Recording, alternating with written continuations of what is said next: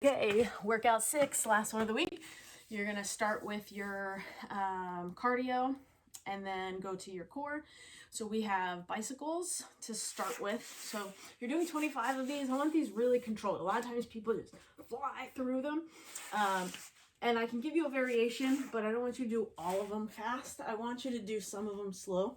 If you can't do something slow, you can't do it fast, you're usually compensating.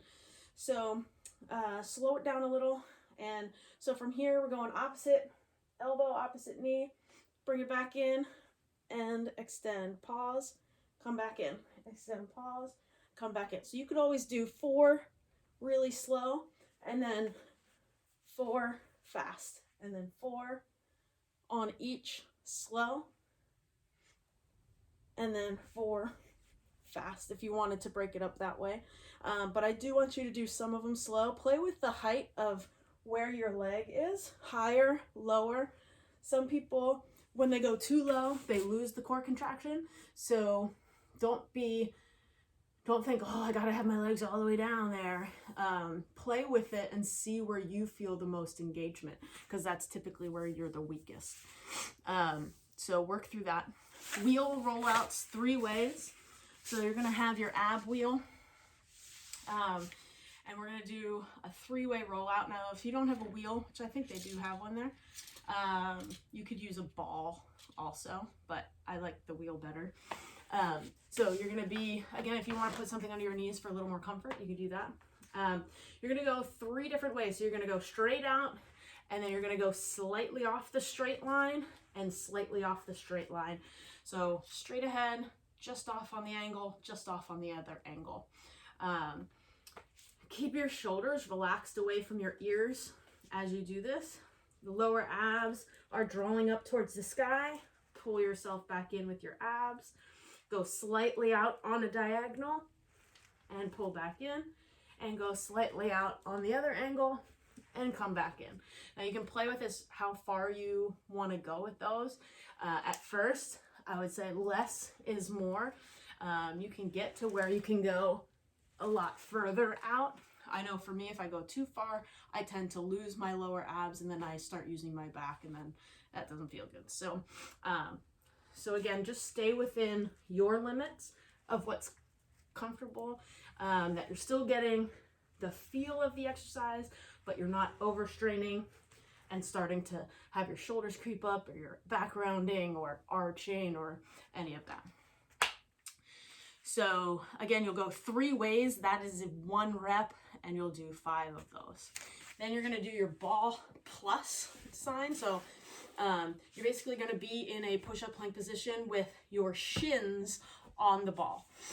That's very important. You want your shins, not your toes, to be on the ball for this exercise specifically. So you're going to be in your push-up plank position. The ball is up by your knees.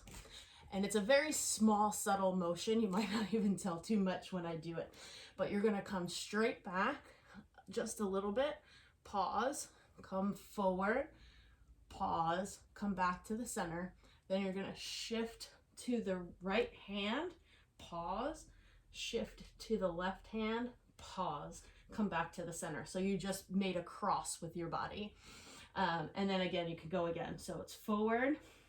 Your lower abs are pulling up, back. You're pausing at each end range.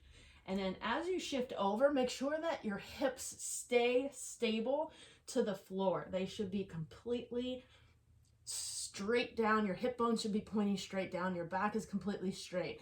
Again, we don't want any hips sagging down. We don't want butts in the air as you do these. That's really going to work all the transverse abdominals and those deep core muscles. And again, you're just going as far as forward as far as you can, as back as far as you can, back to the center, and over to the left as far as you can, over to the right as far as you can, and back to the center.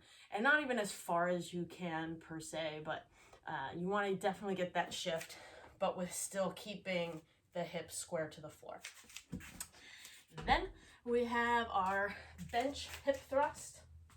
So I'm going to use a sandbag just for this sake, but you can use a barbell to place right across your hip bones.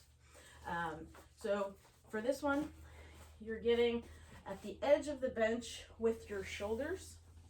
The weight is going to go right across your hips. I usually keep my arms out to the sides, and then you're going to drop your hips towards the floor and then drive them back up. I like to keep a little bit of an upper body crunch because it forces your core to work, and then your glutes are doing everything else. So drive through the floor with your feet, pause at the top, come down under control just a little bit, and then drive up. Hold, 1, 2, come down under control, and up. You really want to squeeze those glutes as hard as you can when you come up. Pause, and lower down, up, pause, and lower down. So that was really good for your glutes and the hip drive. And then last but not least, we have our ball pull-in pikes. So for these, I gave you the, I put in the double pull-in and pikes. You could either do all just pull-ins, you could do all pikes, or you can do both. So that's up to you. This one, you can bring your toes on the end if you want to, or mid-shin, or wherever you want to be for this. The closer the ball is to your hips, the easier it will be. The further away, the harder it will be. So you're going to start here. You're going to pull your knees in, straighten back out, then use your lower abs to pull your hips up and back out. Knees come in. This is your pull in and out, and then your pike, draw with the lower abs up and come back down. So pull in and pike. Okay, so hopefully all of those helped. Let me know if you have any questions, and have fun with your workout.